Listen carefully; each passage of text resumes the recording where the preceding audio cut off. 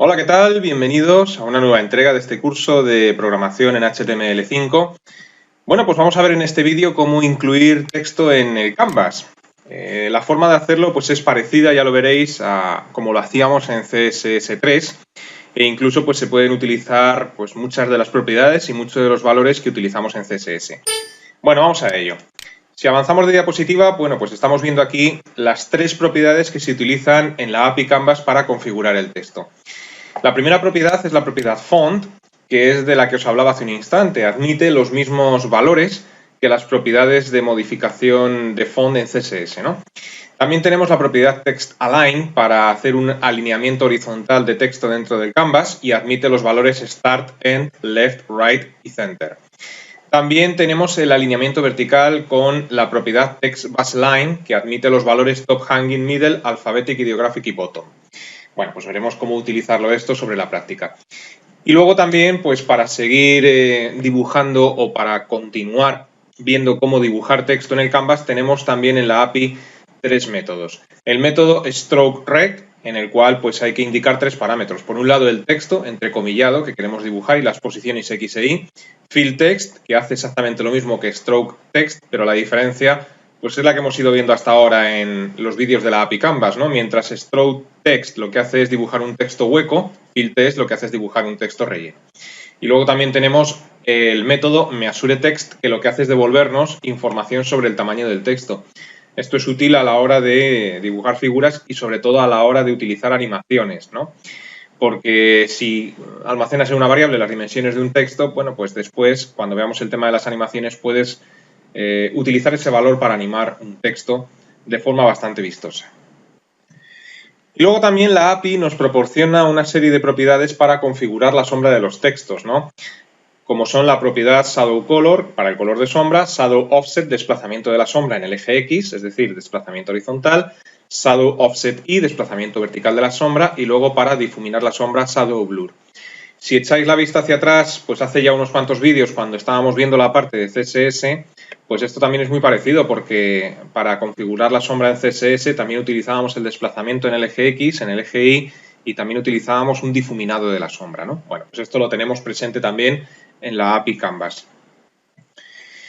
Y bueno, pues vistas estas propiedades, vamos ya a hacer un ejemplo sobre la práctica de cómo dibujar texto en nuestro Canvas. Luego entonces, pues nos vamos a nuestro editor web, al Dreamweaver, y voy a utilizar prácticamente el mismo código. En esta ocasión no empiezo a hacerlo desde cero que en el vídeo anterior. Por un lado tenemos un canvas de 800 píxeles de ancho y 600 de alto, al cual he llamado lienzo, el mensaje pertinente, todo esto está dentro de una sección. Y luego con CSS lo único que hemos hecho pues ha sido centrar ese canvas, ¿no? Si yo ahora pulso F12 para que se me abra esta página en el navegador, bueno, pues lo que vemos es como efectivamente tenemos el canvas centrado, pero completamente vacío. Lo que vamos a hacer pues va a ser escribir un texto y lo vamos a ir modificando con las propiedades descritas hace un instante para ver cómo estas propiedades pues van modificando el tamaño, el grosor, la sombra, etc. Así que vámonos ya a nuestro código y vamos a ver cómo configurar o cómo dibujar un texto en el Canvas. Como siempre, tendremos que crear pues una hoja de JavaScript interna, luego entonces script que se abre, script que se cierra. Como siempre también pues le tenemos que decir al navegador que se prepare o que permanezca a la escucha para desencadenar el evento al cargar, luego entonces window.addEventListener y como evento pues le decimos load, que llame a una función que yo tengo por costumbre llamarla siempre comenzar y el tercer parámetro false. Y ahora pues creamos la función. Entonces esto es más o menos lo de siempre. Función, nombre que le hemos decidido dar o que le he decidido dar yo a la función es comenzar. Abro la llave de la función, la cierro para que no se me olvide. Y ahora pues hay que identificar el canvas y decirle que es un canvas de tipo 2D. Luego entonces declaramos una variable a la cual pues tengo también por costumbre llamarla siempre elemento y le digo que esto va a ser igual a document, bien escrito si puede ser, punto getElementById y aquí bueno pues identificamos a nuestro elemento tal y como lo llamamos en su etiqueta HTML con el atributo id, lienzo. Y ahora pues le decimos que es de tipo 2D y para ello pues le decimos que lienzo va a ser igual a elemento.getContest y dentro del método getContest pues entre comillas pues que sea de tipo 2D. Bueno, y ahora viene la novedad.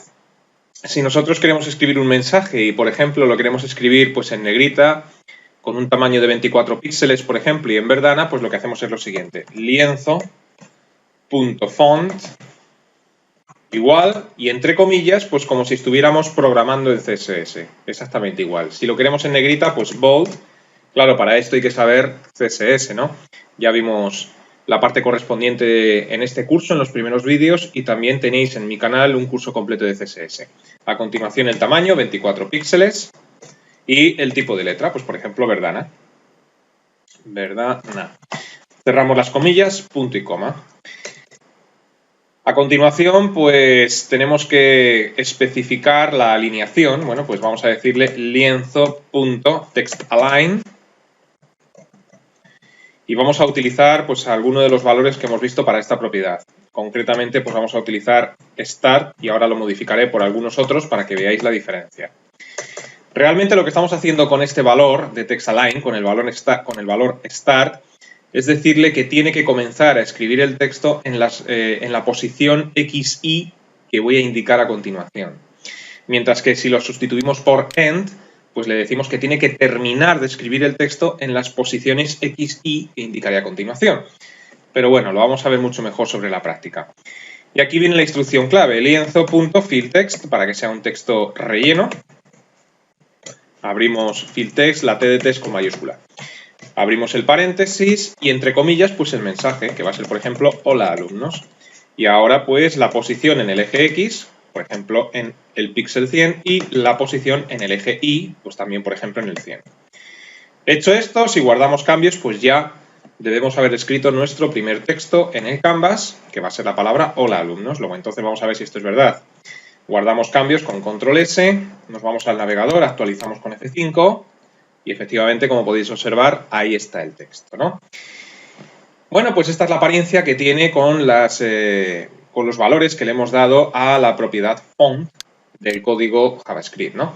Si nosotros modificamos algunos parámetros, por ejemplo, en vez de start, pues le decimos end, en lo que es la propiedad textAlign, lo que le estamos diciendo en este caso es que el texto tiene que finalizar en estas coordenadas. En vez de comenzar, que es lo que estaba haciendo hace un instante, pues tiene que finalizar ahí. Si guardamos cambios y actualizamos el navegador, pues fijaos cómo efectivamente pues terminan justo en la coordenada 100, 100, que está aquí. Con lo cual, pues el texto se nos sale incluso del Canvas. Bueno, voy a dejarlo como estaba y con esto pues podéis probar con diferentes valores de los que hemos visto antes, ¿no? Vamos a dejarlo en Start, guardo cambios, actualizo, perfecto. Vamos a ver también la alineación vertical, ya que textAlign pues lo que hace es, como habéis visto, alinearlo horizontalmente, pues vamos a ver también la alineación vertical. Y para ello, pues debajo justo de lienzo.textAlign vamos a agregar la siguiente instrucción, lienzo. Y la otra propiedad que hemos mencionado anteriormente para hacer un alineamiento vertical. Esto era textBaseline. Y entre los diferentes valores que se admitían, pues estaba, por ejemplo, el valor top. Bueno, pues además de esto, lo que voy a hacer va a ser dibujar una línea que va a partir de la misma posición que el texto. Y voy a dibujar esa línea para que podáis ver la diferencia entre el valor top de la propiedad textBaseline y la propiedad bottom, por ejemplo. Porque si no dibujas una línea y para tenerla de referencia dentro del Canvas, pues es difícil ver la diferencia, ¿no? Luego entonces, una vez que hemos cambiado la alineación vertical, pues dibujamos esa línea. Y para dibujar esa línea, pues primero lo que tenemos que hacer es mover el lápiz pues a la coordenada 100, 100 y para eso utilizamos el método que ya conocemos, move to 100, 100. Entonces con esto pues ya hemos movido el lápiz a esa coordenada y a partir de ahí pues dibujamos una línea recta que vaya, por ejemplo, hasta la X200, ¿no? Luego entonces lienzo.line2 y aquí pues le decimos que me dibuje una línea que vaya a la coordenada X200 y para que sea horizontal le dejo la misma Y. Y ahora hay que decirle que dibuje esto y para decirle que dibuje esto pues lienzo.stroke. Con lo cual, por un lado tenemos nuestro texto y por otro lado tenemos una línea que parte de la misma posición. Bueno, pues vamos a ver qué es lo que tenemos en nuestro Canvas. Guardamos cambios, vamos al navegador, F5, y fijaos cómo efectivamente pues ahí tenemos la línea de la que hablaba, ¿no? Bueno, la alineación que tenemos ahora mismo vertical es una alineación top. Si cambiamos este valor por bottom, lo que vamos a conseguir es que la línea esté por debajo del texto. Es decir, si yo cambio el top por un bottom, bottom va con doble T. Cuidado con la sintaxis. Bueno, pues si guardamos cambios y actualizamos el navegador, pues efectivamente ocurre lo que os he comentado hace un instante, ¿no? Es decir, esta es la diferencia que hay entre top y bottom. Entonces, con una línea que dibujéis de referencia, pues seguro que lo veis. Visto esto, pues volvemos al código. Lo que vamos a hacer ahora es dibujar un rectángulo que rodee a nuestro texto y para ello pues vamos a utilizar la propiedad, el método, mejor dicho, el método measureText. Entonces, para ello lo que voy a hacer va a ser borrar la línea que hemos dibujado hace un instante, que era para tenerla simplemente de referencia. Cambio el valor de baseline de bottom a top, que es como lo tenía también en un principio. Y ahora, bueno, pues nos situamos a continuación de la última instrucción, después de lienzo.fillText, y declaro una variable a la cual voy a llamar, por ejemplo, dimensiones. En esta variable, que estoy llamando dimensiones, voy a almacenar lo que son las dimensiones del texto, el ancho del texto concretamente. Luego entonces varDimensiones es igual a lienzo, objeto.método, y el método es measureText. Cuidado con la sintaxis, es fácil equivocarse a la hora de escribir este método. Y dentro del método, pues el parámetro que me exige este método, pues es el texto del cual quiero averiguar las dimensiones. Y el texto era hola alumnos. Bueno, pues lo escribimos entre comillados. Luego entonces lo que va a hacer este método es almacenar dentro de esta variable cuánto mide de ancho pues el texto hola alumnos. Y con esto pues ya podemos trabajar más adelante en nuestro código. Dicho esto, pues vamos a dibujar ahora un rectángulo y ese rectángulo pues va a tener el mismo ancho que el texto. Entonces, para ello lo que hacemos es decirle lo siguiente. Objeto, lienzo, punto, método para dibujar un rectángulo, ya lo hemos visto en vídeos anteriores, strokeRect, y este método pues pedía los siguientes parámetros. Coordenada desde la que partimos, x100 y 100 para partir de la misma coordenada que el texto, y ahora pues tenemos que indicarle el ancho del rectángulo, no lo sabemos, no sabemos cuántos píxeles es, pero como hemos guardado el ancho en la variable dimensiones gracias a la propiedad measureText, pues le puedo decir, gracias al método measureText, perdón, le puedo decir lo siguiente, dimensiones.width. Y lo que consigo con esto es que me devuelva el width que hay almacenado dentro de la variable dimensiones, que no sé cuál es. Y como el alto sí que lo sé, porque el alto lo he establecido en 24 a la hora de escribir el texto, bueno, pues directamente lo pongo a mano, ¿no? 24. Cerramos el paréntesis del método strokeRect, punto y coma, y si todo va bien, bueno, pues guardamos cambios, tiene que haber un rectángulo rodeando al texto. Luego entonces vuelvo otra vez al navegador, lo actualizo con F5 y efectivamente, como podéis comprobar, así es, ¿no? Bien. Más cosas. Bueno, pues podemos darle un sombreado a este texto. Entonces, para darle sombreado, este texto quizás habría que aumentarlo de tamaño para empezar. Si aumentamos el tamaño del texto, pues también habría que aumentar el alto de lo que sería el rectángulo, el ancho no, porque lo va a averiguar el código, pero el alto sí. Porque si veo el sombreado con este tamaño de texto, pues casi no lo voy a apreciar, ¿no? Entonces hacemos lo siguiente, vamos a hacer más grande nuestro texto. Entonces para hacer más grande el texto, pues en vez de 24 le voy a dar el doble de altura, un 48, y claro, pues esto también lo tendré que aplicar al rectángulo que rodea el texto. Luego entonces el último parámetro del rectángulo también que sea 48. Guardamos cambios. Actualizamos el navegador y bueno, con este texto ya sí que lo vamos a ver mucho mejor, ¿no?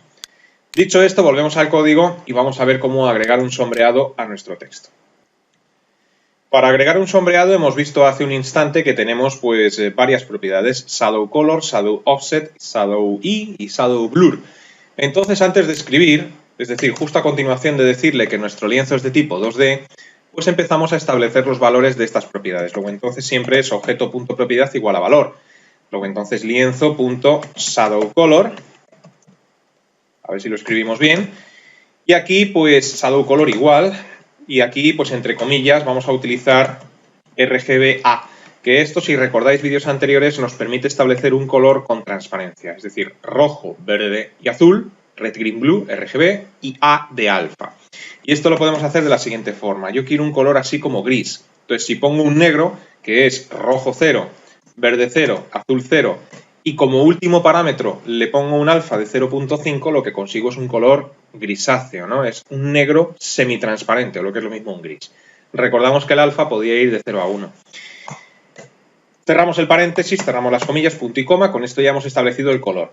Ahora hay que decidir la posición de ese sombreado. Entonces, para que parezca una sombra realmente hay que desplazarlo horizontalmente, unos cuantos píxeles, y verticalmente también. Luego entonces si le decimos lienzo.shadowOffset, cuidado con la sintaxis, muy fácil equivocarse aquí, shadowOffsetX igual a 3, por ejemplo. Con esto le hemos dicho que la sombra esté desplazada a 3 píxeles. Antes de terminar del todo, vamos a ver qué llevamos hecho hasta ahora. Ya os digo que la sombra pues no va a quedar bien, ¿no? Pero bueno, vamos a verlo. Guardo cambios, me voy al navegador, actualizo con F5 y fijaros como sí que se aprecia que la sombra se ha desplazado horizontalmente un poquito. Lo que voy a hacer también va a ser aumentar el tamaño de nuestro rectángulo, ¿no? Entonces, para aumentar el tamaño de nuestro rectángulo, pues simplemente aquí en dimensiones.width le voy a sumar, por ejemplo, 5 píxeles y en la altura, pues también le voy a sumar 5 píxeles, ¿no?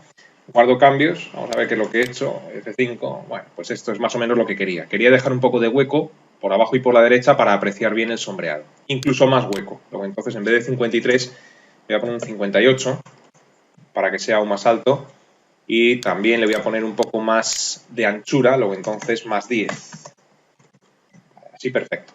Bueno, pues como podéis observar, ya hemos desplazado la sombra un poquito hacia la derecha con la propiedad shadowOffsetX igual a 3. Vamos a desplazarla también hacia abajo, luego entonces vamos a nuestro código y aquí pues lo que hacemos es lo siguiente. A continuación de shadowOffsetX, pues debajo, lienzo, es decir, objeto.propiedad igual a valor, shadowOffset y igual a 3. Con esto pues seguramente lo hemos desplazado ya también verticalmente. Guardo cambios, actualizo el navegador con F5 y efectivamente así también. Claro, también está ocurriendo con el rectángulo, si os dais cuenta. Pero bueno, luego lo quitamos si queréis. Seguimos. Ahora lo que hay que hacer es difuminar esta sombra para que el efecto quede bien, porque si lo dejamos así, pues se ve que es una sombra, pero no queda del todo estético, ¿no? Entonces lo que hay que hacer es difuminarlo. Es lo que hicimos en su día con CSS.